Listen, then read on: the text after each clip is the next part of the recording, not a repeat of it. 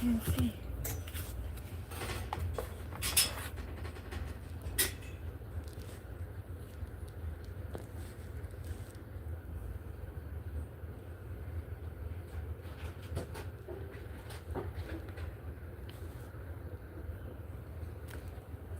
依家咧有冇聲啊？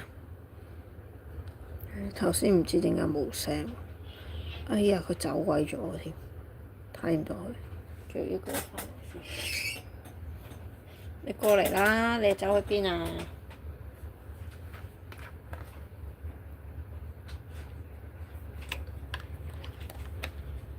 冇得肥仔咋。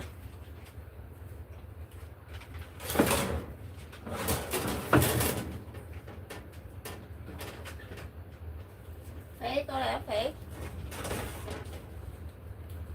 肥唔好去嗰度啦！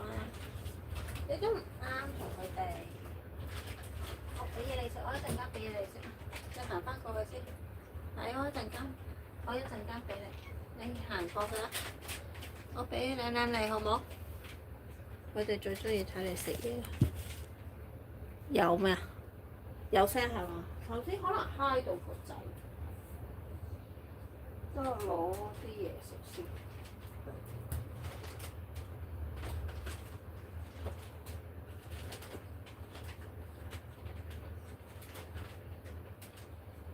我俾嘢你食啦，好冇？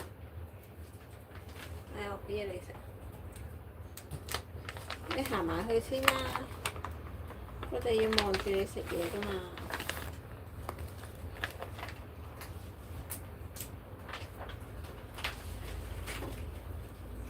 你行埋去啊！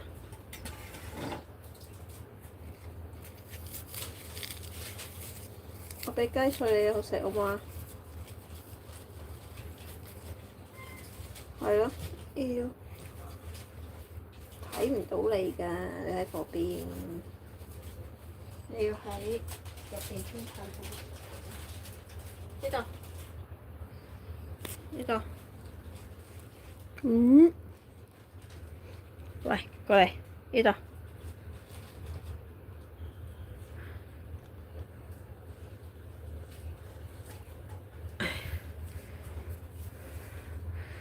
湯哥煎蘿蔔角加雞翼，宵夜未？飯都未食啊，宵夜。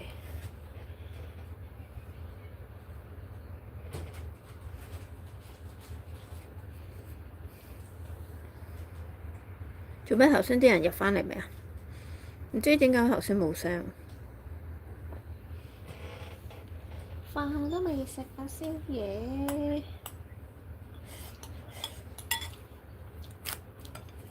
我話今朝晏晝條片啊，到而家都仲未得啊，唔知點解。其實係咪有啲咩問題咧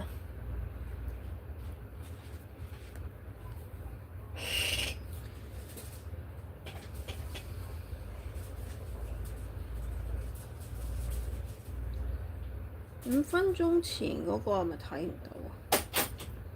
望下先。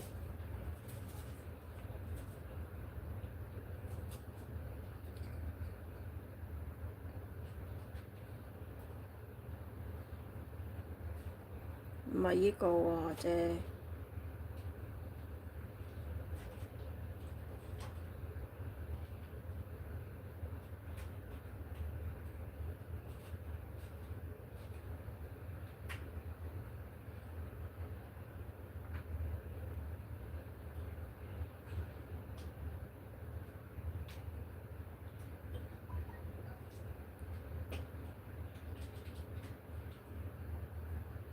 我哋應該開一陣嘅，因為而家都夜。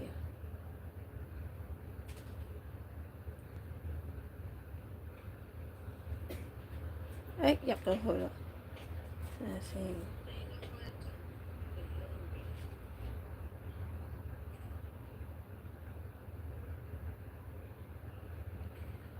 我驚你哋一陣間瞓覺啊！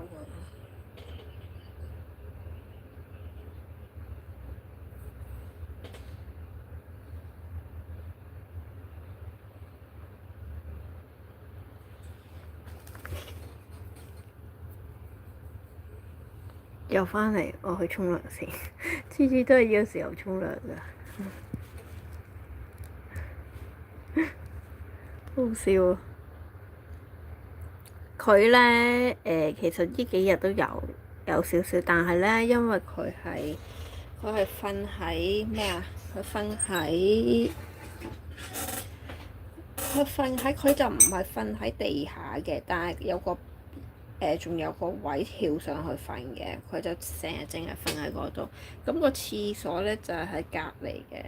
咁但係阿炮咧，兩隻炮就好中意行過，即係去佢個廁所啦。跟住又好中意，即係間唔中又會行過去前邊游嚟游去啦。但阿炮就唔會打佢嘅。咁但係佢連呢啲都唔中意嘅咯，即係佢連呢啲基本上佢唔會同啲貓玩得好埋咯，即係應該咁講，佢係從來都未同過一隻貓玩咯。佢唔啱同貓玩㗎，佢真係可能咧，佢即係被棄養之前咧，都係佢自己一個㗎，冇人理佢㗎。嗰個前主人咧係掉佢入廁所㗎，佢係喺廁所生活㗎，所以咧佢嚟到我度咧，唔會啊，因為剪咗好多年㗎啦，今年應該係第3年剪毛咯。咁剪毛點解剪毛咧？剪毛嗰陣時，哥哥都有講過，即係叫我話要留意嘅地方嘅，因為有機會咧就會敏感啦，同埋有機會就係佢唔中意咯。咁跟住我就同哥哥講話冇問題嘅，因為佢係太熱啦，佢個人非常之熱啦。同埋佢唔係呢家先開始嘅，即係而家呢個問題，佢幾日㗎啦已經。即係我哋會知嘅，會 feel 到嘅。不過因為其實唔會有啲咩做到㗎，都要等佢個症狀，佢會瞓咯，佢會瞓下覺啊，自我修復咁咯。咁咧，佢之前個主人咧就即係掉佢喺廁所啦。咁就唔係好理佢嘅，又係即係譬如咧又唔會同佢梳毛啦，又唔會同佢洗耳仔啦，沖涼更加唔會啦，因為成個身都係塵嚟㗎啦。嗰陣時同佢睇一接到去睇醫生咧，個醫生就已經話啲毛咧全部都係塵嚟㗎，係好污糟。咁然後咧就因為炮仔大咗啊。大咗就中意周圍玩、周圍走啊，同埋炮咧好主動噶嘛，主動同人哋玩，好親人、親貓噶嘛。咁但係佢就即係會唔中意咯，啲貓咁主動。咁咧，因為大貓咧都係唔中意佢噶，都總之間唔中咧就會同佢打下手嘅落去。咁所以咧，佢係唔中意嘅。咁但係即係本身佢嚟嘅時候咧，都冇乜嘢嘅。咁然之後冇幾耐咧，即係其實都相處咗5年啦。即係如果3隻嚟講咧，2隻大貓同佢咧都相處咗5年啦。5年以嚟咧，從來都未和平過。咁佢哋又唔會打到有血嘅，即係佢間唔中就會，因為嗰2隻大貓就會喺床度瞓覺嘅夜晚。咁佢自己咧，佢自己就算我哋喺舊屋嗰度嘅時候咧，佢哋肥仔都係自己瞓嘅，係從來都唔會同我哋瞓啦。即係佢因為佢跳唔到上床噶嘛，個床對於佢嚟講係太高啦。咁咧，佢自己會有一個特定嘅位瞓。幾年都淨係瞓嗰個位嘅啫，佢唔會轉第二個位嘅。咁所以咧，一來啲大貓又唔係好中意佢啦，因為佢一嚟到就好似河馬咁大咯，即係嗰個體型係大過啲大貓，咁啲大貓咪覺得即係奇怪咯，點解有隻恐龍咁樣？總之越嚟越大。咁阿凡咧同阿芝麻就好少嘅，阿凡就成日都係嘅。總之我覺得佢，我都唔知點講。佢總之佢間唔中就會落去地下嗰度同佢鬧下佢啊，而又摸下佢啊，鬧下佢，打下佢啊，打佢，因為打唔到佢個身嘅，永遠就係打手咯。因為佢伸手出嚟打，咁跟住阿肥仔就會用手打下佢咁樣咯。咁然後咧就其實5年以嚟都係不外如是，但係從來都唔會話流血啊，唔會攬住打到譬如損傷嗰啲啊。阿肥仔咁多年咧，而家7歲啦，佢喺度都有5年幾噶啦。而家7歲幾，又喺度都5年幾噶啦。呢5年幾佢從來都冇受傷過嘅。即係譬如皮膚嗰啲毛髮甩咧，全部都冇嘅。反而阿凡咧就會有咯，自己整親自己啊，又或者自己中意拗損啊，同阿芝麻拗損啊，同阿芝麻都會有時都芝麻都會有時打下佢啊。芝麻就係佢細佬嚟嘅，咁啊中意又打下佢啊。咁反而阿凡同芝麻就會有咯，肥仔就冇咯。咁佢其實係唔會有一隻貓係會攬住啊，或者同佢舐毛啊，又或者係黐埋一齊瞓，係從來都冇嘅咯。所以點解我話佢係適合一個無貓家庭就係咁解咯。咁所以點解而家咧要即係今日翻嚟咧要俾個位佢喺出邊自己一個，佢會開心啲咯。佢會即係即刻會，起碼今日做咗先咯，起碼今日舒緩咗先咯。佢哋呢啲咧就叫應激，我一陣間攞篇文章同大家講下個應激先。咦？你唔係去咗沖涼噶啦咩？又再話沖涼，你去啦！你快啲去沖啦，去極都去唔到。人真係養到咁就〜係啊，點解我知道佢係放入廁所咧？其實上次有個直播都有講噶啦，佢唔要佢咧，要我喺2日之內咧拎走佢。咁咧嗰陣時我就諗住拎咗翻嚟先啦，然之後我就同佢講啦。佢幾時出世啊？針卡啊，佢連針卡都俾唔到我，佢都揾唔到個針卡。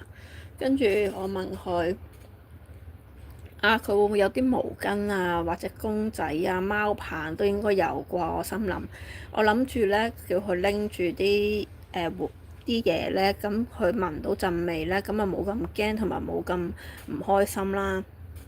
咁我咪叫佢拎埋嚟咯。點知佢一樣都冇咯。跟住佢擺佢個籠度咧，係嗰啲好似紙箱嗰啲咧，咪有個買餸籃，跟住依度扣住咁樣扣住，跟住就拎起。跟住佢係嗰啲口膠嚟㗎，口膠即係你可以屈得巢嗰啲籠，但係仲要係粉紅色㗎。咁咧，佢擺咗佢落去咧，你拎佢出嚟咧係好難拎嘅，因為啱啱好實咗個位啊！咁跟住咧，佢就玩具冇啦，毛巾冇啦，公仔冇啦，貓棒都冇啦。佢係唔識玩貓棒㗎。佢係喺度睇唔到佢，點樣睇到佢？佢喺度聞緊我咯，係。你睇，喺度聞緊。佢而家好少少噶啦，已經太黑啦，睇唔到佢個樣。有冇得光啲啊？喂，係咪我遮住啲光呢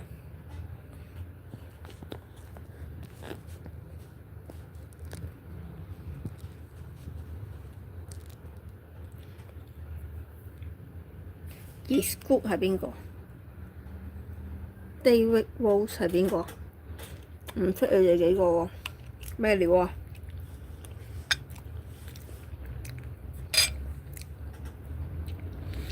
佢唔識玩貓棒㗎。我哋翻嚟嘅時候同佢玩貓棒，佢係唔識玩貓棒啦。跟住咧就俾咗一包糧咧，係Wild Candy 嘅細包糧嚟嘅，跟住仲要食咗2個月嘅，都仲有一半嘅，所以我都唔知佢點樣食。Hi Buddha， 我係英短你先會入嚟嘅啫喎。今日咁多人嘅，多咗2個。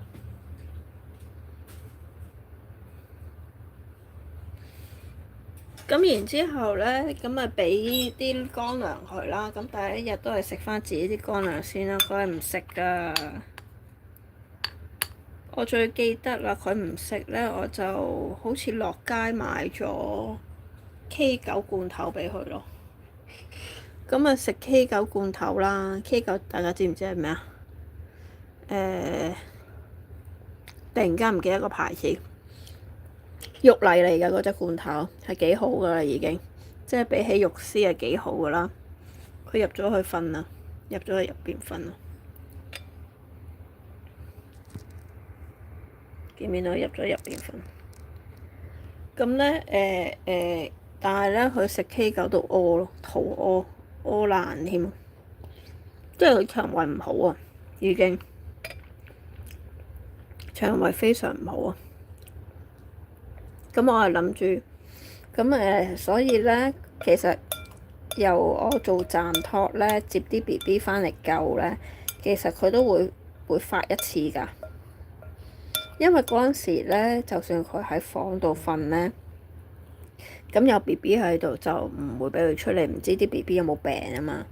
咁所以咧係試過第一次係嗰隻虎紋咧。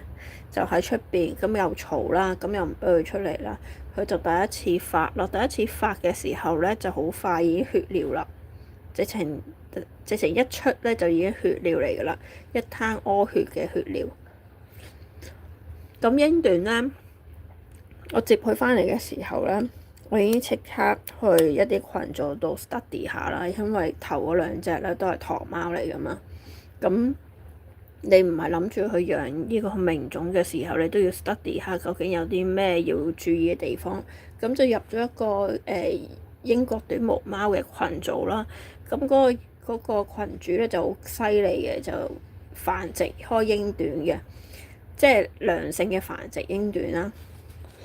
咁咧，對於呢個英國短毛貓咧就非常之了解嘅。即係已經知道，譬如你有啲出現啲咩病啊，或者出現啲乜嘢，有咩應對措施，教你點做嘅，好細心嘅，好好嘅。就算食乜嘢咧，都會話俾你聽點樣食嘅。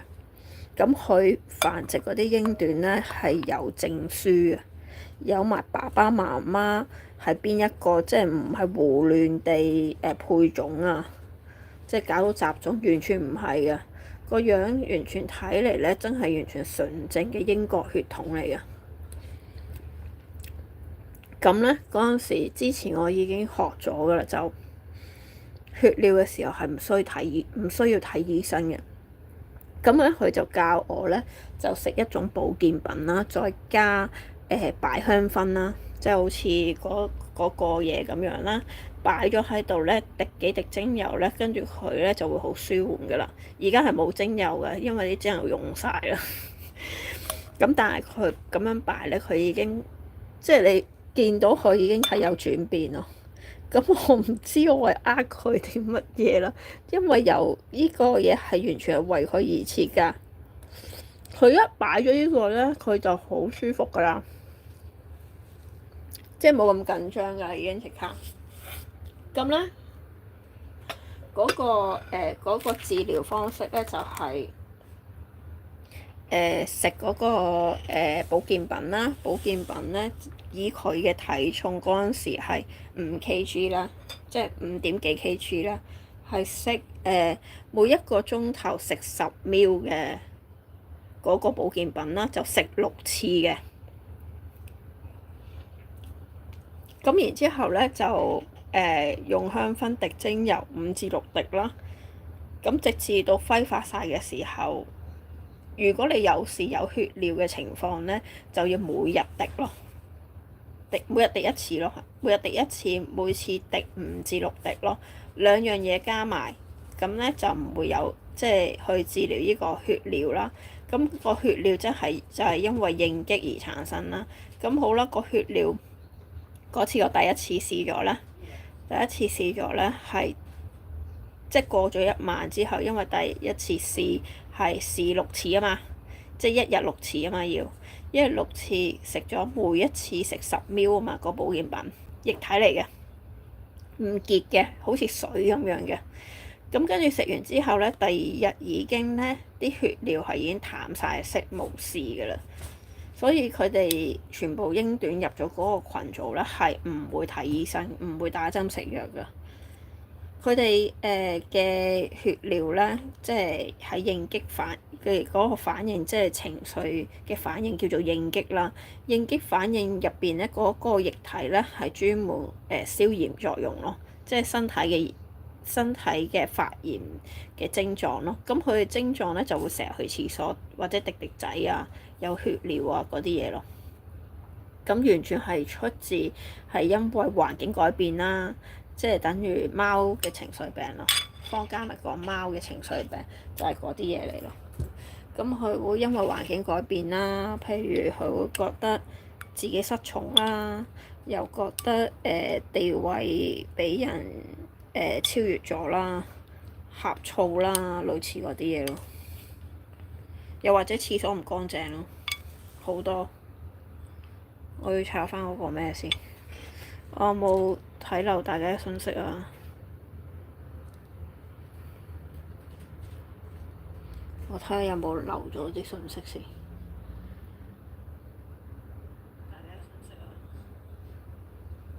咦，真係睇唔到喎！要用第二個電話先睇到喎。揀翻啲嘢先。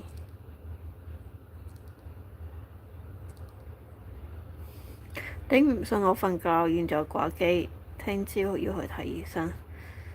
保重啊！有6隻緬因貓，邊個有6隻緬因貓啊？邊個係 WHS 啊？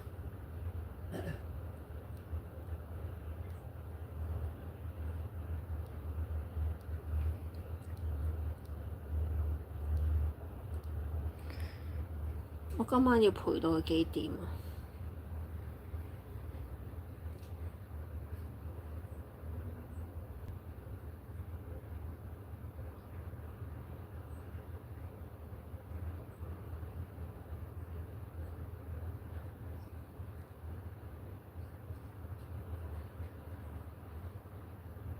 等等啊！我揾翻嗰個應激嗰篇嘢俾大家聽先。應激，因為個群組係私人唔公開，所以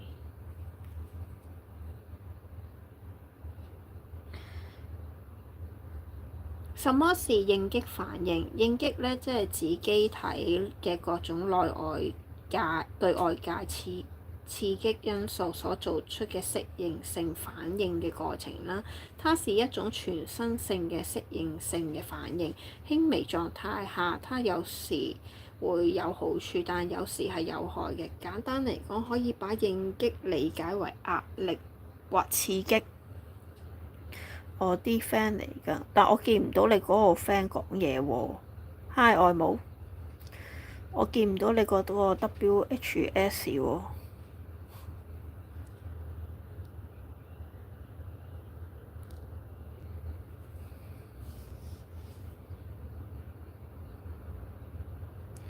緬因貓，我呢度有人養過6隻布偶咯。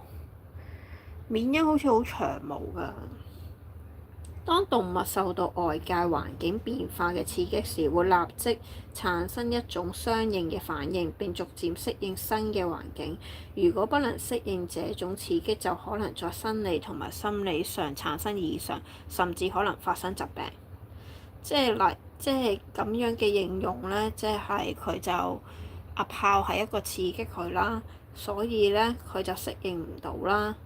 咁適應唔到就會發生一啲病變啦，即係發生一啲行為心理上同埋生理上嘅適應唔到嘅壓力啦。佢呢啲即係等於貓壓力咯。咁等於貓壓力嘅時候，你點樣見到佢有壓力咧？佢就頻頻去廁所，但係廁所嘅有冇咧？係有嘅，但係咧如果嚴重咧，應該咁講，如果嚴重咧，佢就會屙血尿啦，係有去廁所嘅。咁有啲輕微咧，即係成日去廁所啦，有啲就去唔到啦。咁佢咧今日咧係翻嚟，今日咧係喺沖涼嗰度咧就去咗3次嘅。咁大定少咧我就唔知啦。人哋講就話去咗3次啦。咁又話佢瀨尿啦，佢又其實佢好唔中意人哋話佢嘅。咁其實我已經頭先喺酒店都俾咗説話俾老細聽㗎啦，已經嗰個姐姐咧實在太即係話佢瀨尿啦，其實佢唔係瀨尿咯，佢係想去廁所咯，所以我就話佢釋放咯，佢係釋放咯。咁有得去好過谷住㗎嘛，咁梗有要去嘅時候就要去㗎啦。因為佢係好中意咧去老細嗰度，去哥哥嗰度去廁所㗎。哥哥嗰度新鋪嚟嘅，依家係新鋪嚟嘅。佢曾經咧新鋪開張嘅時候咧，喺哥哥度咧屙咗篤屎㗎，跟住哥哥咧就話佢送金俾佢㗎，所以咧個哥哥係好錫貓㗎。咁咧個哥哥其實同我好熟㗎，咁變咗咧，即係佢又唔中意小氣啦，佢係好小氣㗎，即係你唔可以話佢譬如你唔可以話佢肥啊，你唔可以話佢肉酸啊、樣衰啊。佢由我接佢到而家咧，你要讚佢靚仔啊，你咁樣話佢瀨尿啊嗰啲咧，佢肯定係唔中意，會小氣咯。咁所以咧，佢剪完毛你咪見我喺直播度都話佢好靚仔、好乖仔咁樣，要咁樣同佢講咯。咁然後咧就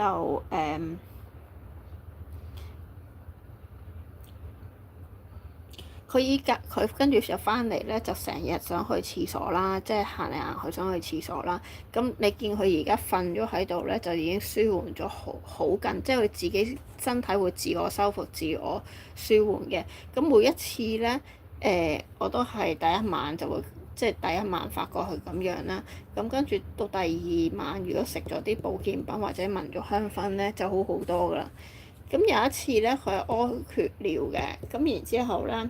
第一次我唔知個反應係咪應該仲要帶佢睇醫生啦，咁就影俾個谷主題咧，就話佢聞住香薰就話就佢喺度瞓覺，咁跟住咧個谷主就答我咧，佢話其實佢唔係攰，我話佢係咪攰好攰啊，所以佢瞓覺，佢話佢唔係攰，佢係自我調節緊個壓力適應緊。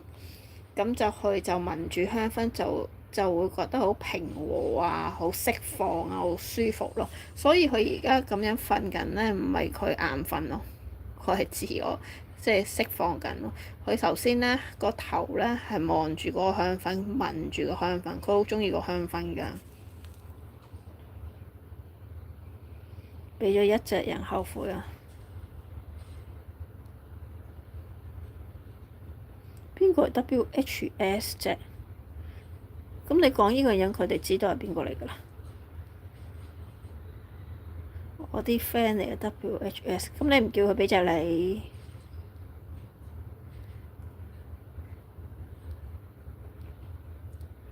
？6隻緬因貓點養㗎？佢哋仲會好慘樣。佢嗰個谷主好犀利㗎。佢即係你見到佢話見到嗰個樣咧，佢就知道佢suffer緊㗎啦。因為有一次咧，其實我都已經食緊㗎啦，食緊唔知第一次定第二次㗎啦。我通常係第一次唔識咧，就去問佢咯。跟住之後幾次識咧，我就費事問嚟問去㗎啦，就自己搞掂啊嘛。咁第一次咧就見佢個樣咧就好似皺晒眉頭咁樣，即係攣埋一嚿咯，攣埋一嚿喺塊面度咯。咁以為佢好嬲，即係好嬲我搞佢嗰啲嘢啦。跟住然之後俾嗰個谷主睇咧，佢就話佢係叫我唔好搞佢咯。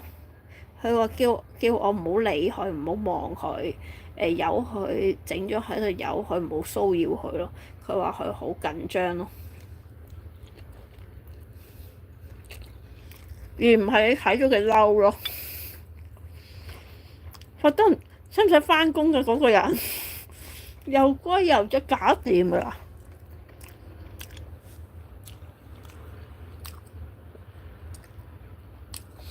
根據呢個應激嘅學説，全身適應綜合症咧就分為3個階段。第一個階段咧就係警覺期。警覺期會出現啲乜嘢？神經生理變化，緊急動員體內資源，機體處於戰備狀態。這一期可以分為休克期和抗休克期。休克期時可出現血壓下降、血管滲透性增高、血液濃度降低以及體温下降等休克症狀。抗休克期的表現與休克期相反。其實第一次聽咧，你係未必會明嘅。咁即係佢第一個階段咧，就應該係輕微咯。第二個階段就係中度，第三個階段咧就係最犀利嘅啦。嚴重嘅應激反應咧，係會令到啲貓咧唔食嘢啦，造成肝功能受損。好彩，肥仔頭先係食晒嘢嘅。肥仔係從來咧唔會唔食嘢嘅，除非佢真係好唔舒服，好唔舒服咯。Facebook 我隻懵兵都要媽媽成日就係我識佢啊！我識佢個義工添。嗰個媽媽係特別啲嘅，嗰個媽媽咧係好錫佢嘅，所以係讚佢嘅。同埋懵兵係有病噶嘛，咁唔同啦，長期抗戰噶嘛，懵兵都撐咗好耐啦，已經即係有病咗好耐。長期抗戰㗎佢，咁有病更加要咩啦？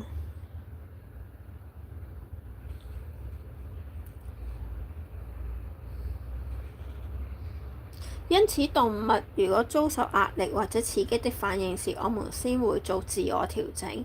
如果事件來得太突然，超過了貓貓的心理承受壓力，則會給貓貓身體帶來傷害，嚴重時會造成猝死。咁所謂嘅壓力咧，就係譬如你環境影響啦，或者咧你好似搬屋企啦，即係搬家啦，或者你係加一啲新嘅貓貓啦，咁好普遍咧，唐貓咧就好難會有呢啲情況嘅，可能嗰個叫咩啊？可能係因為叫做人哋所講嘅純種咯。我要閃啦，拜拜！你要去咩啊？去睇咩啦？係嘛？主持好多資料，我依個資料之前睇過㗎啦，已經。咁咧，佢通常下次睇重播或者下次咯，有需要。咁咧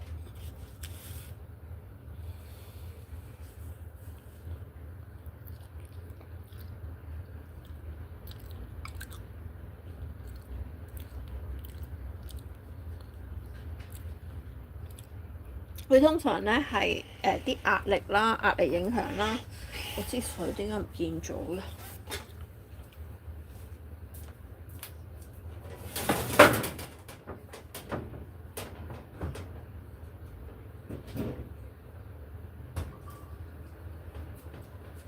咁個壓力來源咧，即係譬如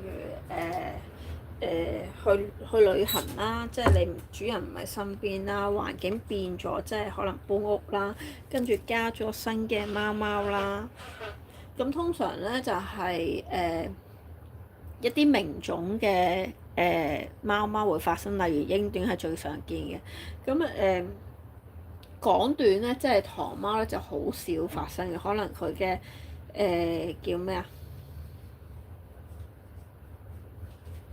冇一啲混種或者變種嘅基因啊，個基因比較完整啊。港短唐貓咧就好少有呢個機會。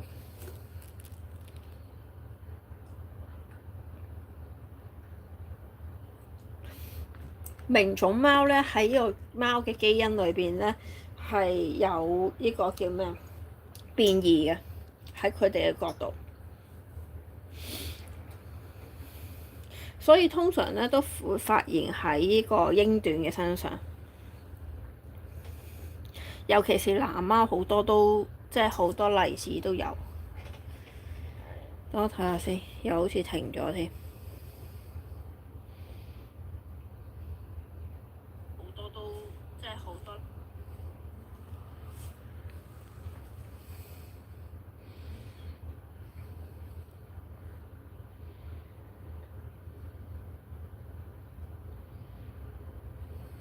身體嘅應激反應有啲咩呢？所有動物存在應激反應嘅時候呢，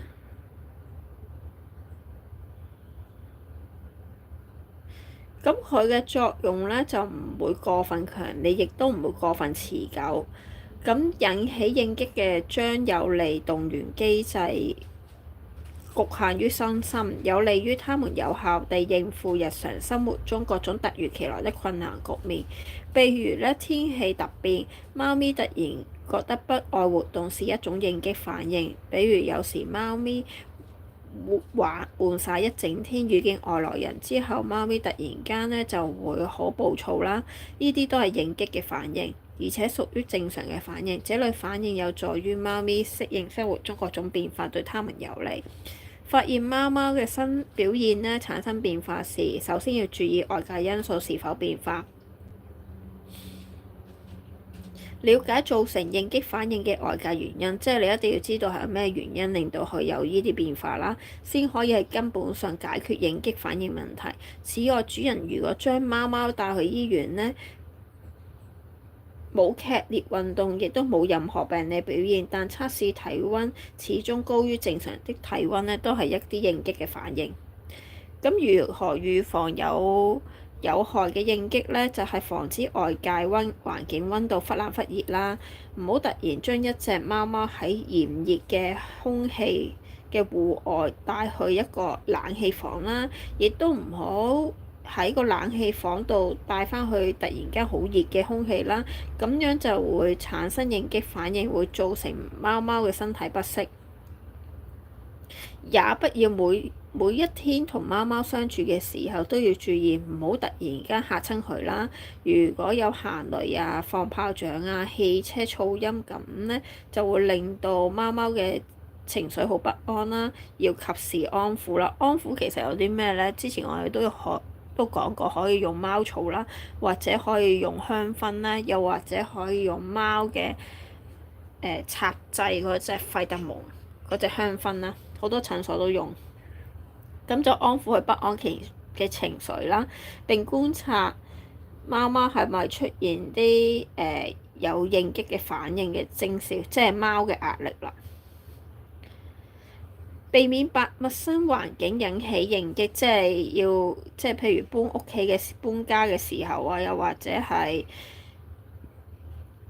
要養多隻貓啊，攞隻貓返嚟嘅時候，尤其是 BB 貓，佢所處嘅整個環境發生咗變化，難免會有一些應激嘅反應。發生變化即係意思同平時嘅習慣唔同啦。例如平時嘅習慣佢係要去某一笪地方嘅，突然間冇得去嗰個地方，亦都冇得去做返平時往常嘅活動就已經係形成一種壓力啦。咁如果一定要有貓，即係譬如要加貓啦，加隻貓喺度，而想去避免一啲應激嘅反應嘅時候，可以點做呢？可以喺有貓以前生活嘅地方帶一啲佢用過嘅物品啦，俾佢有熟悉嘅東西啦。食物盡量和貓以前保持嘅一樣啦，咁咪減少應激反應啦。唔好急住俾一啲新嘅貓 BB 沖涼啦，因為佢免疫力就會下降，容易生病。咁唔好咁成日顧住就玩隻 BB 貓啦，等佢適應新環境，避免因為太攰啦而加重嗰個應激反應。可以餵飼一啲專用嘅緩解應激反應嘅營養劑啦，即係釋放壓力貓草嗰啲啦。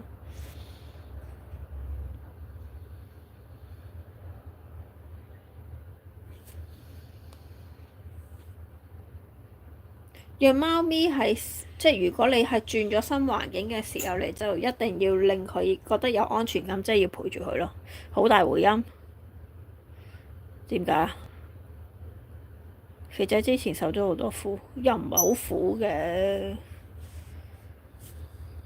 佢呢啲唔係因為受苦啊，呢啲係因為佢唔見受苦噶啦。有啲貓咧，直情打到流血噶。我以前識啲貓友咧，打到流血要分房瞓噶，即係要開兩間房，一間係俾一隻，另一間係俾另外一隻，唔可以見面噶。一世永不見面嗰啲嘅，一見面就打到流血㗎。係咯，叫佢拎返屋企啦。好大回音，因為我識咗個咩啊？識咗個抽濕機咯。冇燈，等陣先，因為熄咗。好大回音，點解會大回音？可能對住廚房啩，冇閂門啊，因為。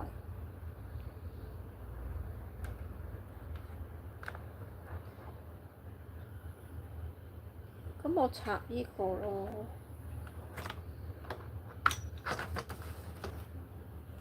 嗰盞燈冇電啊！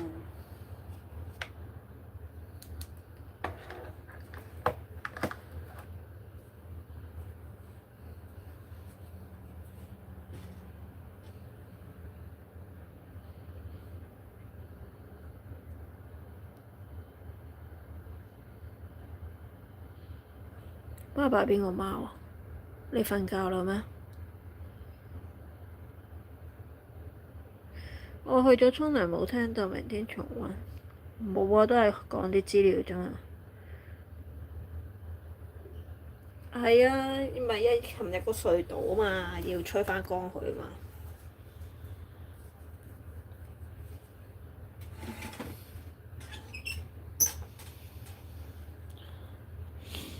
咁當發現貓貓係有出現應激反應嘅徵兆嘅時候，唔好喐佢啦，唔好喐佢，亦都唔好減少食物和水嘅進食啦。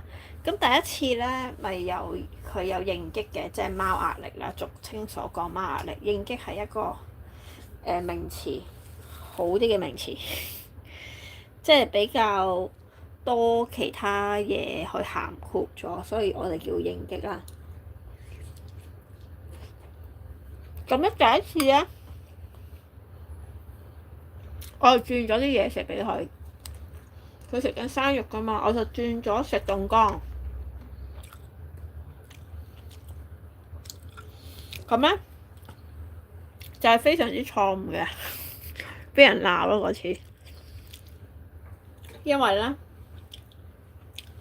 谷主就話咧，佢有應激反應嘅時候，即係已經有血尿嘅時候咧，你去食凍乾咧，係會扯乾晒佢身體嘅水分，令到佢嘅血流量咧會仲更加多。咁所以有呢個應激反應嘅時候咧，就唔好轉食物啦，或者減少嘢食咯。同埋自此之後咧，我就唔再餵凍乾啦。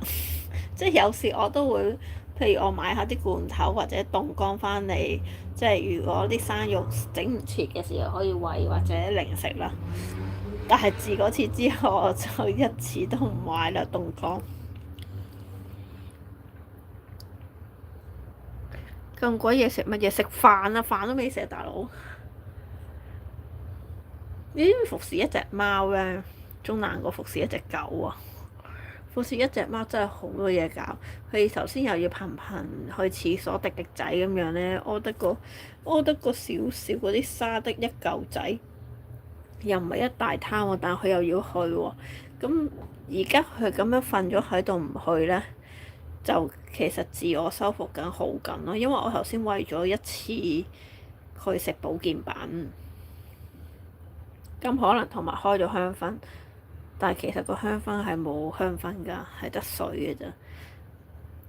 佢次次一開咧，佢就攬住嗰個燈座嗰度就聞㗎啦，佢就係咁聞㗎啦，聞住佢咩咯。咁所以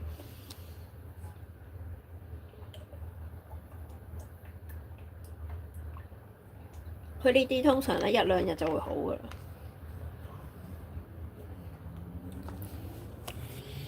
皮皮佢咪就係咁樣咯，佢就係瞓㗎咋，瞓同食，食完就瞓，瞓完就食，好好養㗎皮皮佢。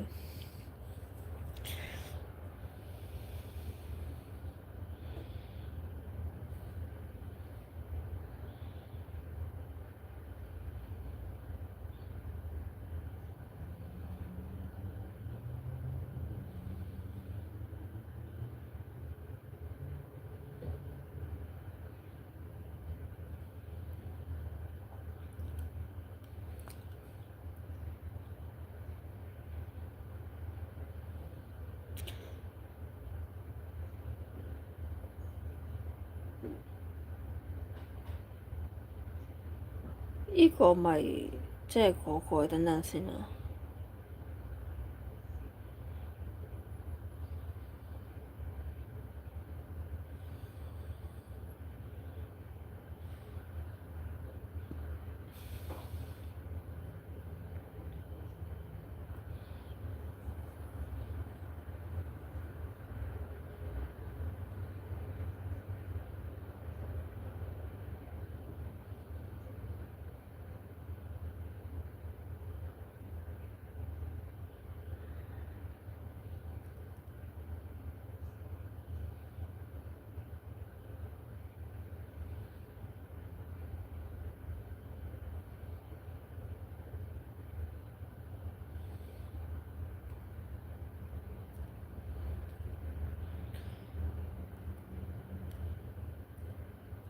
因為佢嗰度加咗家貓或者本身係有貓嗰度，所以咧就再揾多少少資料先。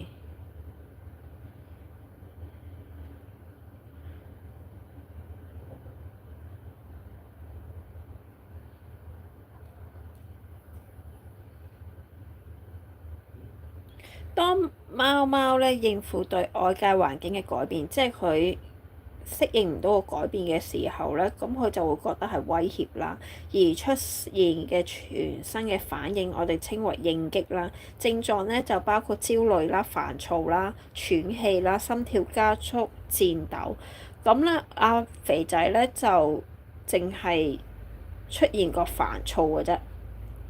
咁呢幾日咧，佢係不斷地煩躁，煩躁嘅意思好似隻狗咁搖咁啦，係從來未試過嘅。之前係冇呢啲嘢嘅。如應激狀態不及時緩解，即係可能你唔知嘅時候咧，就會有系列身體不適，即係會有一系列身體不適。你係見唔知道佢，發覺唔到佢，就會不適啦。不適係有啲咩不適咧？即係會嘔啦、屙爛屎啦，跟住厭食同埋尿閉啦。咁發現咁多次出現過咁多次咧，反而咧第一次同第二次咧就會有唔食嘢咯，反而今次咧就冇唔食嘢咯。今次應該相對係好輕微，係好初嘅時候咯。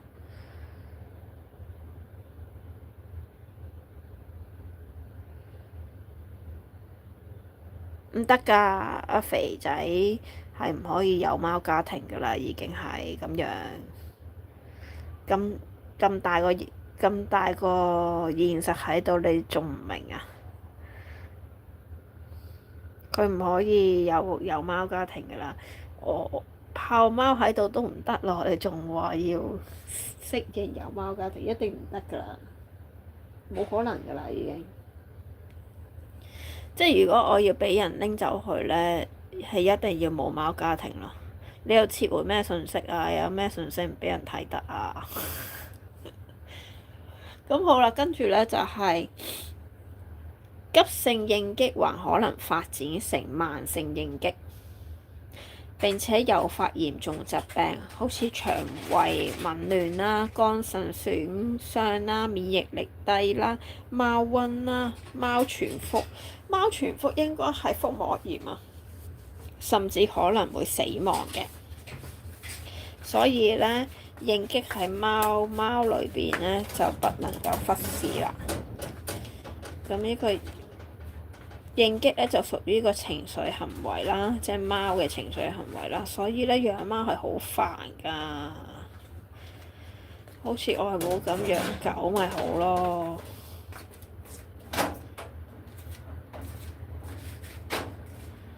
我望下先。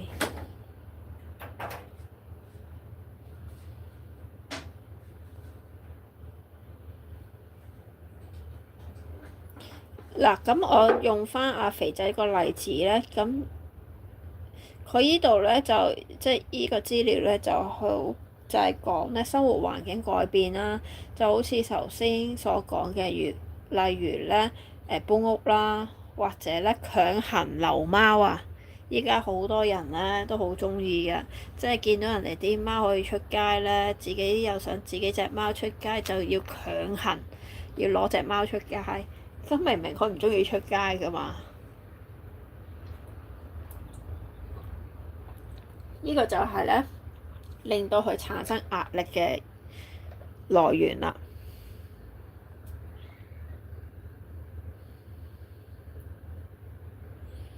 睇到咩啊？佢講咩啊？又係講話要隻豹啊？佢講咩啊？外母？咁跟住咧就係出現新成員啦，受到驚嚇刺激強行洗澡啦，同埋貓群不合。咁最應用到喺阿肥仔身上咧，就肯定係貓群不合啦。貓貓霸凌，即係欺凌佢。咁又未至於係欺凌嘅。阿凡可能係咯，凡有時譬如佢覺得自己想食嘢，又或者覺得自己想做一樣嘢嘅時候，佢就會無端端去鬧佢咯。即係一跳落喺張床嗰度跳落地下，然之後向住佢鬧咯，跟住然之後二吟咯，跟住然之後就行過去，經過佢，即係行過去佢面前，然之後就唔知可能打手嗰啲嘢啦。咁通常我哋咧就會第一時間會知嘅，就已經即刻喺度鬧佢，做咩鬧肥仔啦？因為肥仔嚟嘅時候咧，我哋都幾關注肥仔噶。咁佢始終即係啱啱入嚟又咁慘啊嘛。咁跟住爭奪玩具就唔會有嘅，因為咧佢哋每一隻貓咧都有屬於自己嘅玩具嘅，即係自己係。因為每一隻貓嚟咧，而係屬於我哋嘅貓咧，我都會買一樣玩具俾佢嘅，所以咧佢哋每一隻貓都有佢自己玩具啊！嗌乜春啊？喂，你咬死佢啦！咬到佢翻掉轉晒，喺度想死啊！嚇？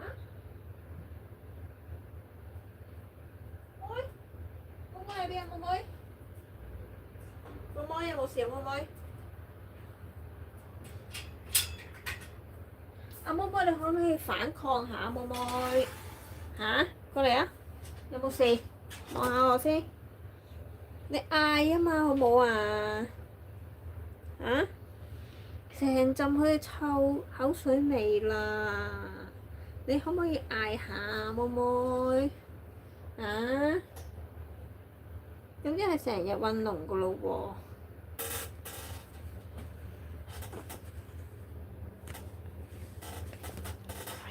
做乜嘢？唔俾得佢哋睇啊？唔中意啊？唔俾得佢哋睇，咁你行前去阿肥肥度啦，睇下肥肥中唔中意你啊？嚇？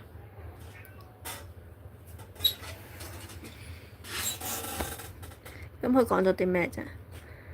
芝麻啊，絕咗育噶啦嘛，佢咧就成日咬阿妹啊條頸啊，即係等佢搞佢啊。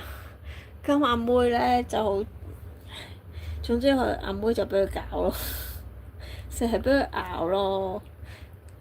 阿花花都試過嘅，俾佢咬到條頸損咗嘅，咁所以咧我就會鬧阿芝麻㗎，一定黑色嗰隻係咁樣咬佢㗎。咁而家花花大咗㗎啦嘛，花花大咗嘅時候會反抗㗎嘛，即係會喺度唔俾佢咬㗎嘛。咁但係阿妹咧就唔會，阿妹好順得人意。唔會嘅，因為佢阿炮就冇咬，阿炮都會有咬佢嘅，但係阿炮係攬住佢，唔係真咬落去咯。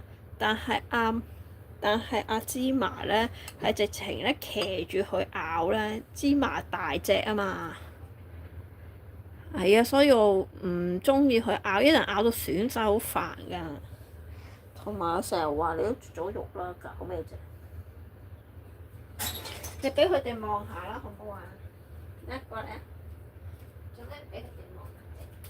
咁你又俾阿芝麻咬，你又俾芝麻咬，但係你又唔俾佢哋望下，你又俾芝麻咬你嘅，做咩俾芝麻咬你？個小白兔仔係咪啊？你係咪白兔仔先？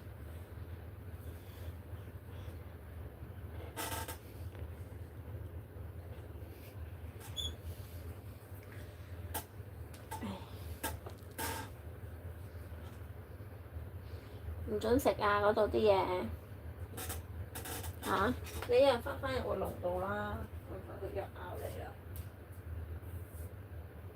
花花咧，出唔到嚟啊！花花你咁蠢㗎你，出嚟啊！花花，去翻阿妹先，怪死阿妹俾人咬啊！我幫你翻入去個籠度啦，好唔好啊？係咪啊？嗰個咬你啊！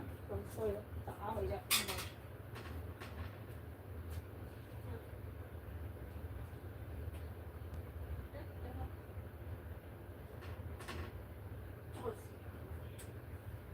唔出啊！你有冇出嚟搞到個肥仔啊？你搞到起晒身啊！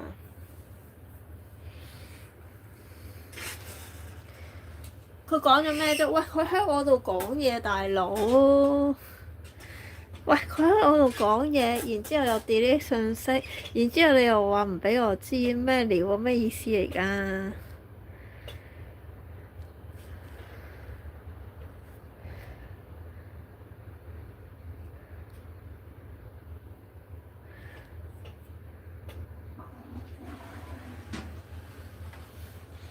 講咗乜嘢話咩冇可能啊？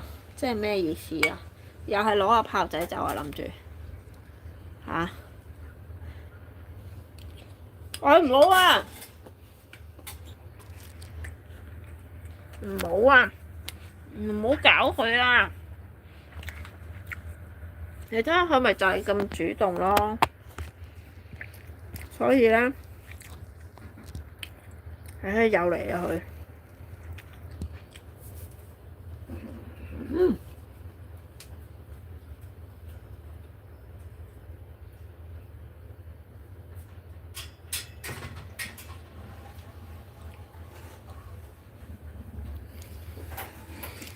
唔係阿媽嚟㗎，捉翻我入去啊！我唔可以有第二隻動物。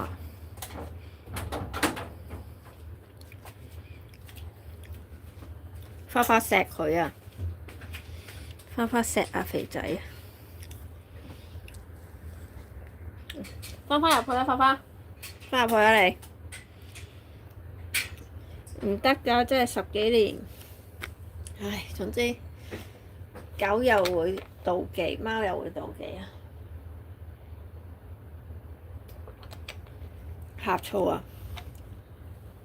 爭奪玩具、食物、貓砂盤等資源。咁喺阿肥仔嘅個案裏邊咧，爭奪玩具冇可能㗎啦，食物都冇可能㗎啦，因為每人一兜嘅。阿肥仔食嘢咧係匿埋食嘅，所以咧係唔會有人爭到啲嘢食嘅。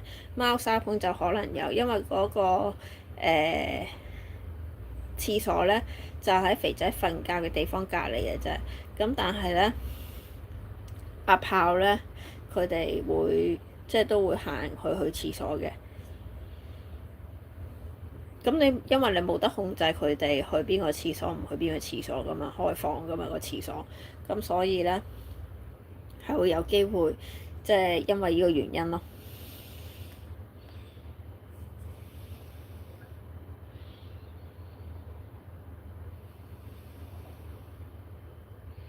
又嚟啦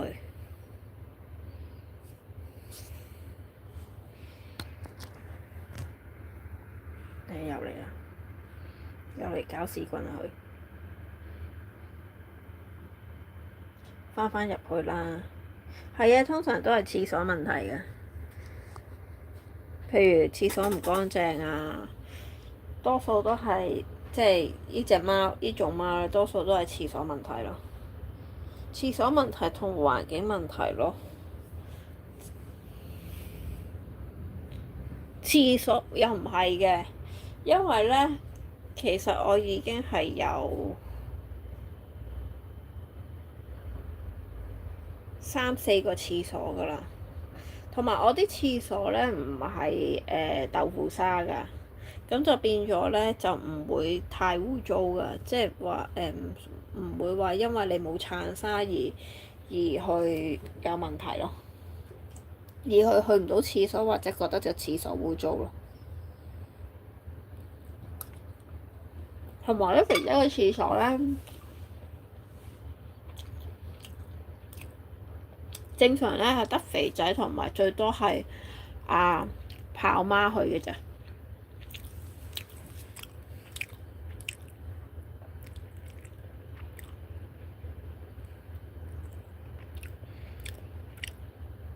我冇諗過拎叫阿花花出嚟㗎。又切咩回信息啊！你哋咁乸鍾意切回信息嘅，做咩有啲嘢又唔俾我睇，又要講喎？睇翻下，唔好嘈住肥肥啊！肥肥唔舒服啊！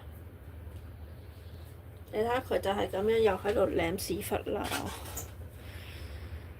又喺度搞屎忽落去，就係又唔好搞啦！做乜嘢啊？個屁屁嚇？個屁屁有事咩？有冇嘢啊？嚇？個屁屁有冇事啊？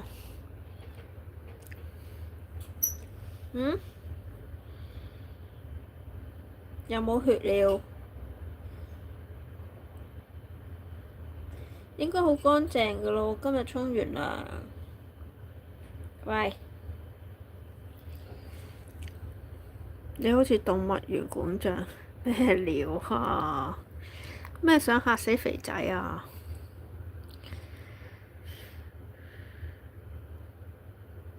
媽嚟噶，嗰個唔係仔嚟噶，阿仔好似瞓緊覺啊。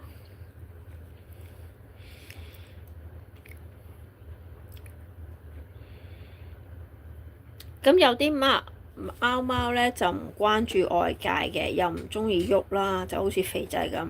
可能由於長期喺一個狹小嘅活動空間啦，又或者主人經常咧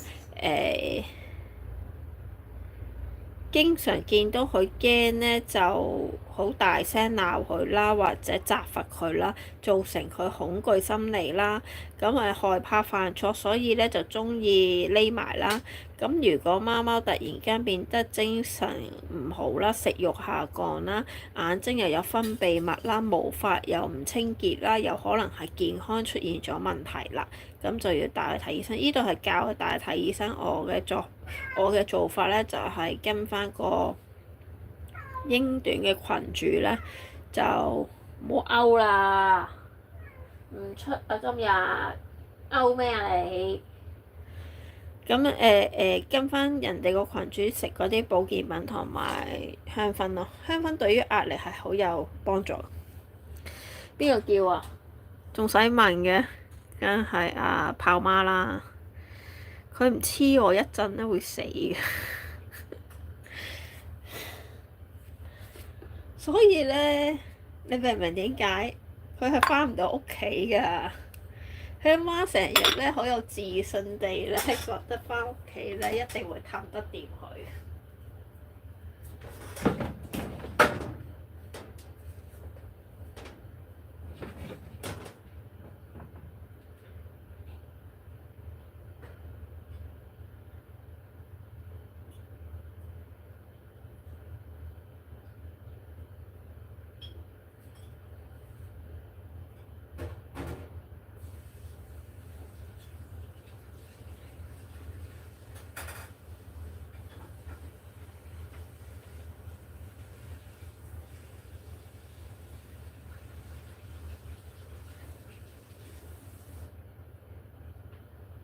哇！好痛啊！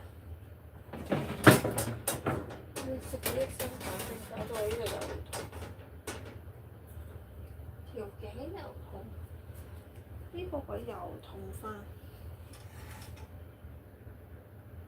湯哥話放炮仔同花花入嚟，我咪話係咪想嚇死肥仔咯？你見到佢即刻坐翻起身唔瞓覺咯，見唔見到啊？即刻好有警覺性咯，同而家爭幾遠。咁所以你知道，即係你會揾到呢啲問題咯，睇佢行為。你而家都見到佢冇乜去廁所咧，頭先就唔係咯，頭先應該係7點零鐘啊，就見到佢頻頻去廁所咯。炮媽叫啊，炮媽好，即係點講啊？因為咧，阿仔戒咗奶之後咧，或者飲緊奶嘅時候，因為阿媽媽咧做完手術咧都唔可以餵奶噶嘛，因為佢食咗藥啊嘛，咁就變咗咧，如果佢餵奶咧就會傳染到俾個仔咧就有問題，咁所以醫生就話就算我俾佢出院，佢都餵唔到奶噶啦咁。咁跟住我話咁跟住我嗰刻即刻咧就想暈死咗佢算咯，因為我真係諗住放佢出嚟咧，即係接翻佢走係可以幫我餵奶，點知我哋都係餵唔到奶，咁即係話咧頭嗰3個月咧我係冇得瞓覺咯，就會。即係頭幾日就可能2個鐘餵一次咯，因為佢又食得多，咁咧又成日會，你知初生嗰啲即係幾日嗰啲就會成日揾阿媽食奶噶嘛，咁咧佢就會好易醒嘅，即係一肚餓佢就會醒噶啦。咁變咗咧，我係好眼瞓㗎，嗰幾個月裏邊。咁我諗住佢做完手術咧，阿媽會幫到我餵奶，咁我起碼都瞓到幾個鐘啊。咁跟住個醫生話俾我聽係晴天霹靂，即刻係餵唔到奶。咁餵唔到奶咧，咁冇辦法啦。咁阿媽又要休養，戴住個頭罩，又要氹阿媽食嘢，跟住 BB 又要餵奶。其實嗰陣時我非常之繁忙㗎。我係繁忙到一個點㗎，跟住咧又精神唔好啦，跟住又要睇住啲，因為以前即係嗰陣時咧係河馬同河伯嘅時代嚟㗎嘛，即係好熱烈嘅時代㗎嘛，熱烈即係最初嘅時候嘅時代嚟㗎嘛，咁咧。就有個 TG 群組，又要睇住 TG 群組啲人啦，跟住又要定時 update 啲資訊啦。但係個群組係可以叫話係大家一齊上開嘅嗰個群組。咁跟住總之我餵完奶嘅時候，要釋放自己嘅情緒嘅時候，就要上個群組喺度呻咯。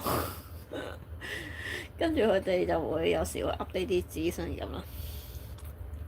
咁嗰個時代嗰陣咧，真係好超級辛苦、超級累，係完全冇得瞓。仲咁嗰陣時咧，就阿媽咧就永遠咧，就算佢要休養咧，佢個籠就喺依度咯。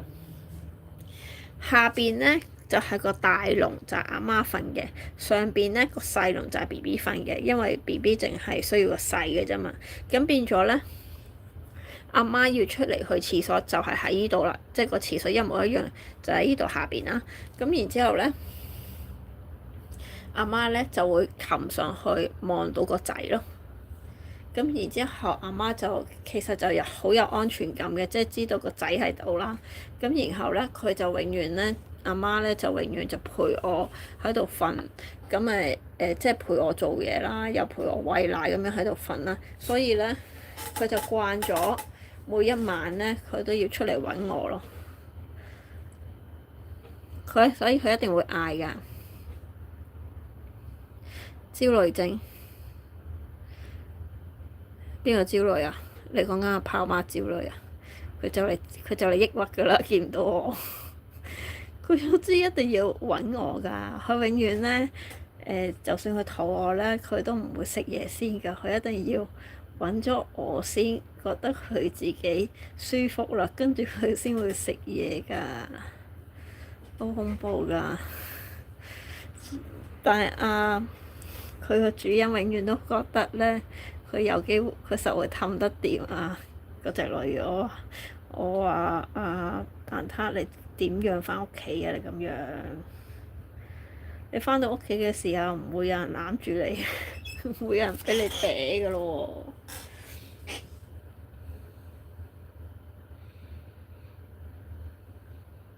焦慮症喺呢度有講焦慮症。媽媽出現過度重複嘅行為，如經常食布料、過度舐毛髮、來回踱步和不停叫喚，尤其在意識你要出門嘅時候，呢啲行為更加明顯。呢幾句咧都冇發生喺肥仔身上，反而發生喺呢個蛋撻身上。蛋撻可能係變咗焦慮症啊，因為咧蛋撻咧係。當我準備即係好似聽日咁，我要返工㗎啦，我要出去做嘢啦。出去做嘢嘅時候咧，佢知道我要出去做嘢咧，咁佢就會咧擔住個老鼠或者擔住個玩具啦，喺個門口喺個房門口嗰度咧擔住咗，就會係咁喺度叫㗎啦。跟住就唔俾我出去啦。咁但係冇可能㗎嘛？呢個似係蛋撻喎，分離焦慮症啊！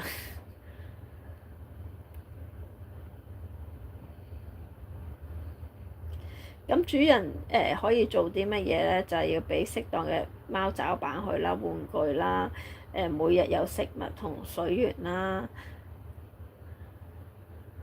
咁要俾貓咧就看風景啦，要注意用貓網封好窗戶啦、收好水杯啦、貴重嘢同埋易碎嘅物品啦。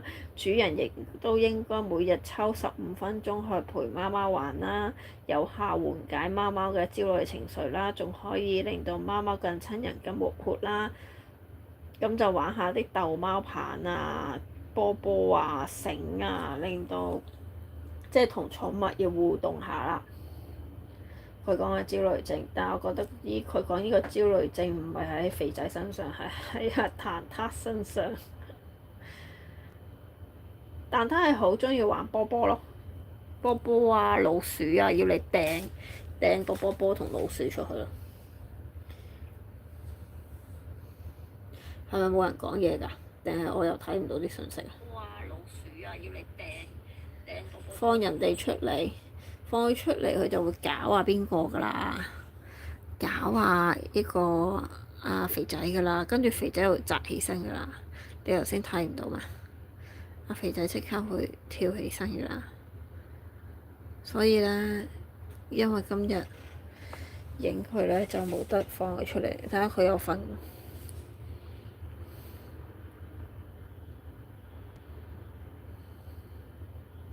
我想話，尋日咧我睇到啲嘢。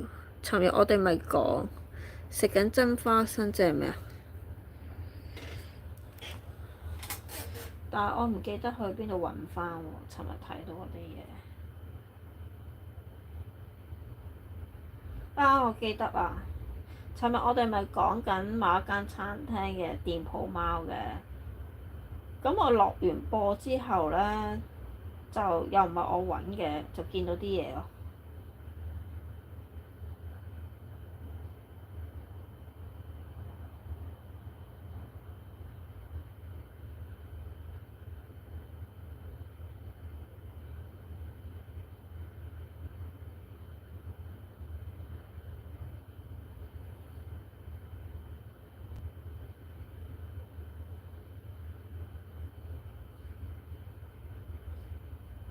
吓？咁奇怪嘅？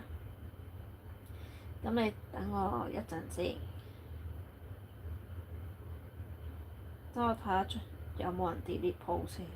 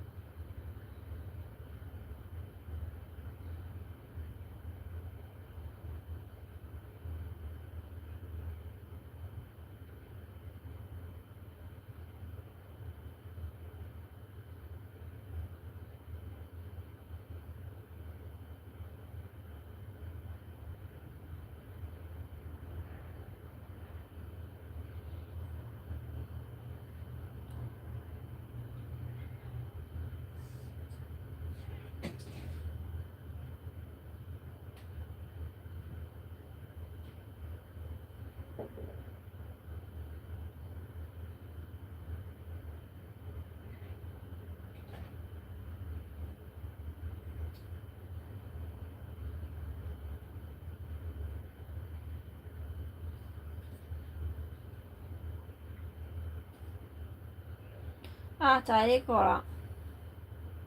等等啊，我要揾翻先。我唔知真定假，不過我就見到好奇怪，就係關於琴日我哋講嗰個，係咪琴日啊？應該係啦，係嘛？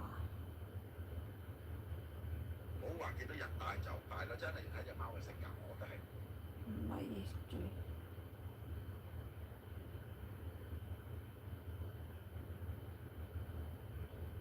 就係呢度啦。咁我睇咗段，即係睇咗段字咧，都要思考一下佢講咩先理解到。毛毛分開不是一切，咩叫毛毛分開不是一切？請問你哋成日講啲嘢我都唔明嘅，一陣有 delete 信息真係嘅。每個月頭向各商戶派片咁黑100蚊養貓費的屎淋淋。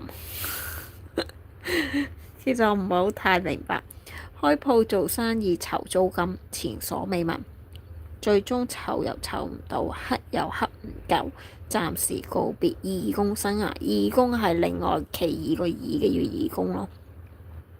臨別都唔放過班貓，派得就派。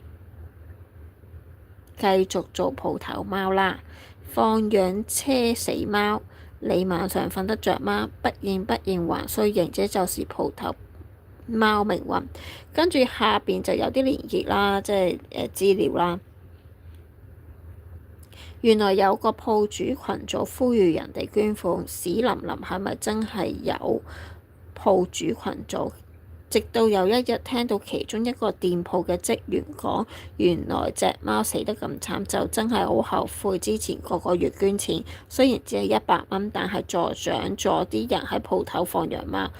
咁呢個嘅傳言呢，本身呢，之前我都聽過嘅，即係睇嘢嘅時候，可能入邊啲文章有交代過就話呢樣嘢啦。咁今日咧我都有向呢個向一個人咧去查詢，就係頭先我咪去沖涼嘅，咁跟住我又問老細呢樣嘢嘅，老細都話有聽過呢樣嘢，就係咩啊？就係要問人攞100蚊去助養自己啲貓貓，即係呢樣嘢啦。咁咧，咁亦都咧係會有一個群組嘅。咁啊好衰唔衰？今日我唔知點解入咗個群組，就係佢所講嘅群組，跟住好快咁樣退出咗。我以為咧係一啲即係領養貓嘅群組，因為我今日幫人出一啲領養同暫託啊，咁就大家都知道我幫邊個噶啦，咁我就要幫佢出暫託領養，咁所以咧我就有出 post 嘅，咁所以咧咁見到我以為係幫助貓嘅，咁我所以入咗去，跟住就秒退出啦。咁佢呢度咧就會有個對話嘅，就話咧喺2月6號星期四，每個就寫咯喎，每個月7號會去收人哋嘅捐款，例如一間鋪頭每人100蚊，咁所以咧佢就收晒成條街嘅錢啦，嚟到去助養自己啲貓貓咯。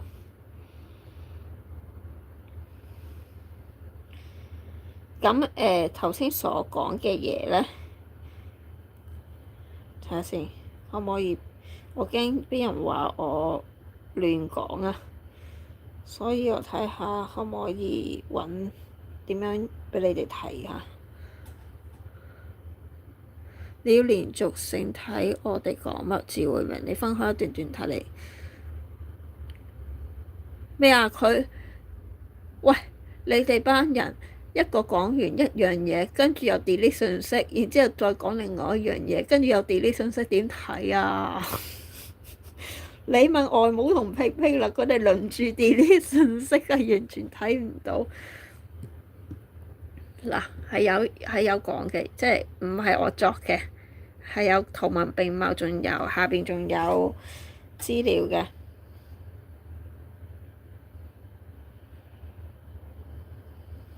嗱，咦，有咁嘅，等陣先啊！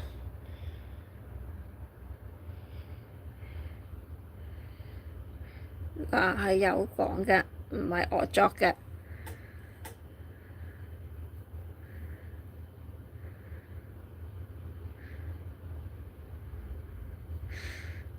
有啊，你見唔到啊？有冇人開冷氣瞓覺？冇啊，凍親我啲貓㗎。唔好開冷氣瞓覺啊！你睇唔到你沖咗涼啊？頭先我係咁問佢哋，佢哋仲搞笑啊！佢哋仲話叫我唔好理啊！幾歲啊？喺我個牆嗰度打完啲嘢，跟住 delete 咗個信息，然之後叫唔話俾我知喎！你睇下佢哋幾衰。咁究竟 Pet Pet 講咩啫？做乜要 delete 咧？我唔明點解要 delete 咯。阿 Pet Pet 啊，我話 Pet Pet 好似 delete 咗2次啊。去咗邊啊？而家又唔知去咗邊度啦，係嘛？哇！12點幾啦，原來我就要落波啦嘛。我今日主要就係要大家陪下我咯，因為我應該冇咁早瞓啦，要睇住佢啊，要睇下佢點樣啊。因為佢都要，即係要有人愛佢咯，佢要有人重視佢同埋睇住佢咯。咁你睇下佢而家咁樣，即係見到我喺度，跟住佢又自己喺度，又冇其他貓，佢就會舒服咯。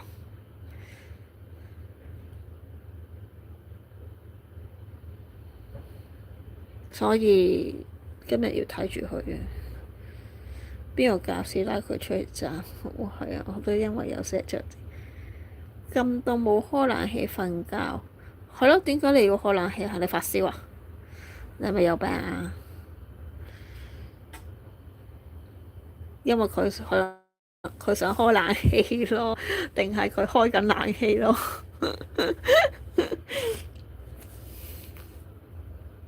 佢覺得好熱咯，係咪有人激親你？你覺得好興啊？係咪因為咁嘅原因啊？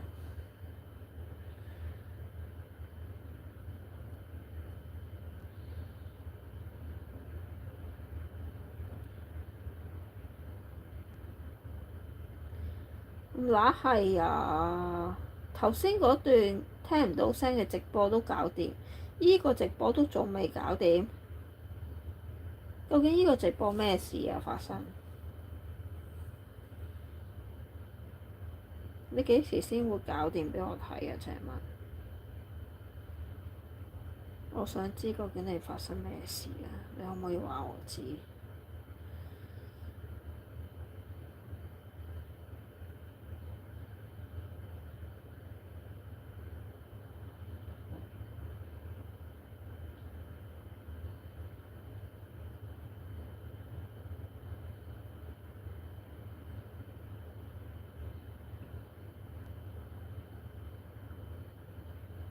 我個畫質有咩問題？點解仲未得㗎？唉，我唔知佢想點。肥仔好可愛，無端端講肥仔好可愛做咩？好似有啲熱，點知有啲熱啊？你咁樣講，你咁樣講嘅意思真係好鬼熱啦！你咁樣講點知有啲熱啊？唉，講拜拜啦，同佢哋好冇？佢哋都要瞓覺啦。嗱，咁樣咪舒緩咗咯佢。嗱，佢就係鍾意咁樣嚟啫，睇唔睇到？咁樣佢就會好啲咯。但係我驚佢走嚟走去啊嘛，自己喺個廳度，我驚佢打爛我啲嘢。佢一活躍返咧，佢就會周圍搞㗎喇。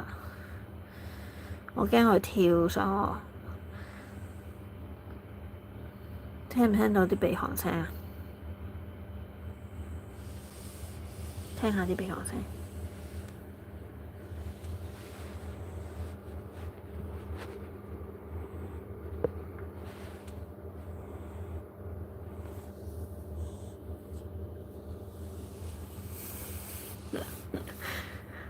冇咗，唔畀你哋聽。肥仔而家係好啲咯。其實我覺得佢嗰盞燈入邊得水嘅咋，所以我覺得都唔知係心理影響嘅咋。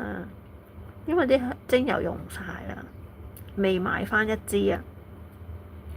咁保健品今日都食埋啦，食埋以前即係食啲一次冇啦。咁所以如果佢再有嘅時候先再買咯。啤梨，因為我影佢咯。咁你聽唔聽到佢鼻鼾聲先？我咩啊？我室溫27度，其實係熱嘅，不過開冷氣又凍。我哋呢度冇咯，我哋呢度冇問題啊，又唔需要開冷氣，又唔係好熱。蘭超超佢話我影佢啊，嗱，佢而家係瞓緊覺嘅。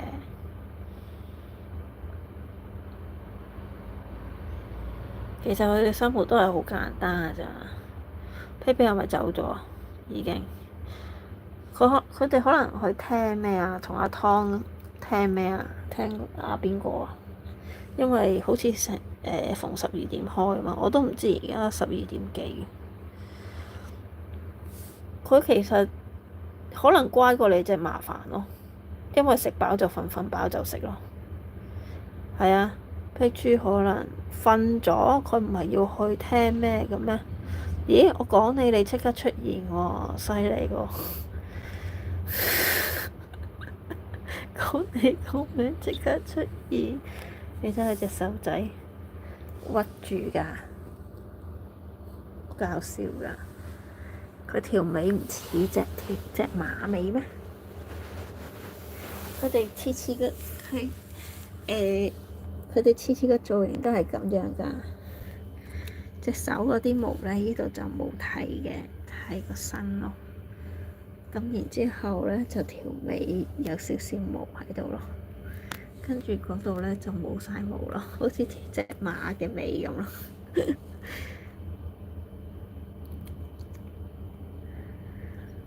我唔係話佢曳，不過咧就佢係食飽就瞓，瞓飽就食咯。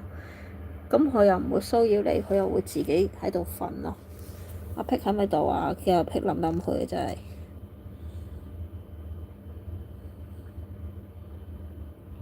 林康正道，我都話你喺佢嗰度噶啦。你首先究竟 delete 咗啲咩信息啊？嚇！我公審你㗎，你再唔講，你睇下佢話我嘈住佢啦已經。你同佢哋 say goodbye 好冇？肥，你同佢哋 say goodbye 好冇？你睇下佢唔睬我啦已經。你信唔信攞條靚靚出嚟，佢即刻砸聲？試下好冇？使唔使試下？使唔使試下？一攞條靚靚出嚟，佢就會即刻砸聲，你睇下啦。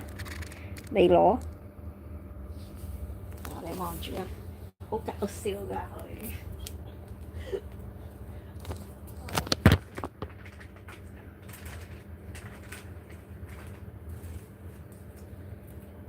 喂，你整跌咗個電話啦已經，即刻砸醒咗我。係，喂。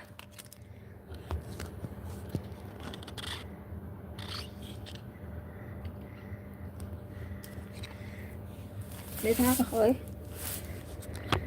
你睇下佢醒咗，即刻起身啦已經。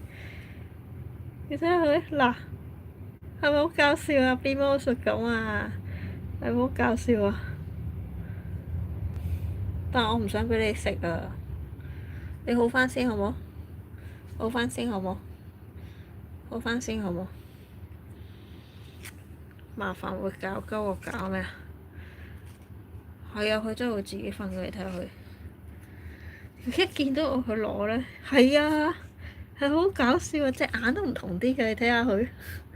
隻眼咧，如果食緊嘅時候咧，隻眼係黑晒㗎。我有出啲片出嚟睇佢嘅，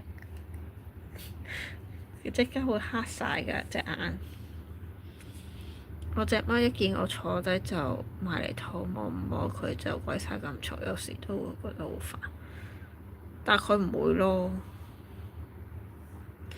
佢有時即係譬如我坐喺度嘅時候，咁佢咪會喺我側跟黐下我咁樣咯。佢以為開咗，你睇下，肥仔7歲幾啊？嚟緊8月就8歲咯。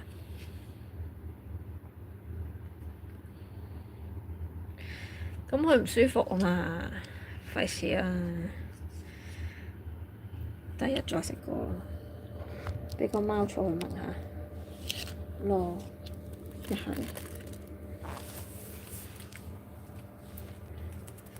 我話做咩唔畀我食？畀個貓坐聞聞啦。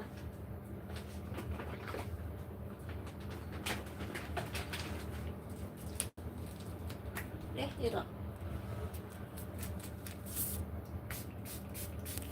你係嗰度。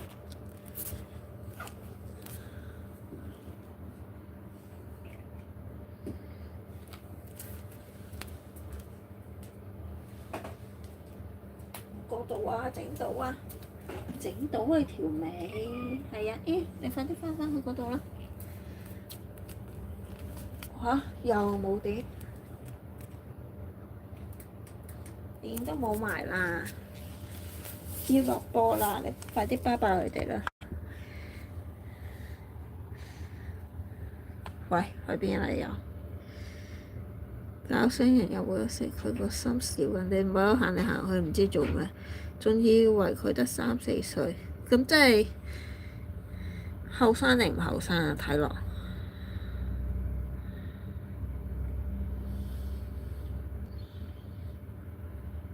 即係佢嘅實際年齡似唔似啊？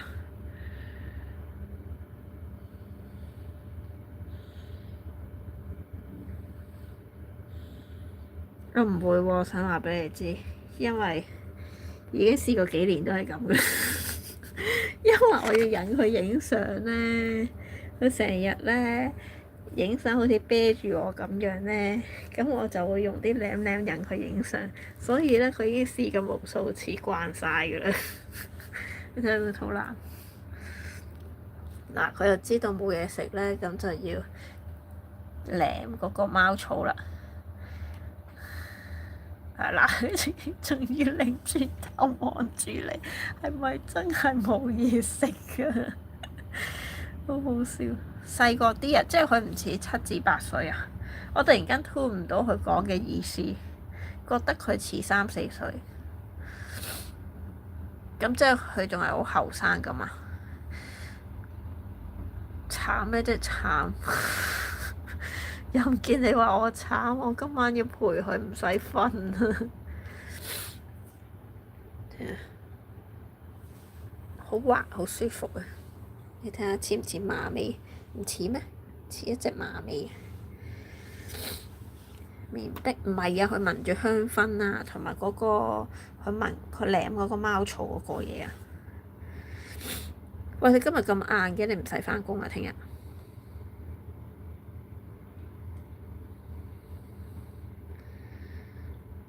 我費事佢一陣又去廁所啊，頻頻食嗰啲舐舐。咁我哋拜拜啦，要費事阻你返工啦。有緣再見啦，你睇下，佢冇嘢㗎。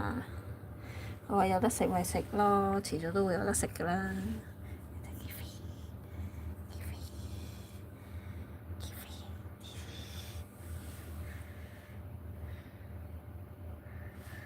佢話遲早都有得食㗎啦，8點半起身，仲唔俾條條食㗎嘛？半夜咬，佢唔會咬人㗎，肥咯呢啲。佢平時又唔吵㗎喎，又唔見佢吵㗎喎。但係咪因為擰轉身啊？佢全部肉嚟㗎。係啊，大家點啊？講下我都唔記得咗時間。我話1個鐘啊，點知原來已經去到咁多個鐘。再見。再見啦！再見啦！係啦，錫啖佢哋。再見。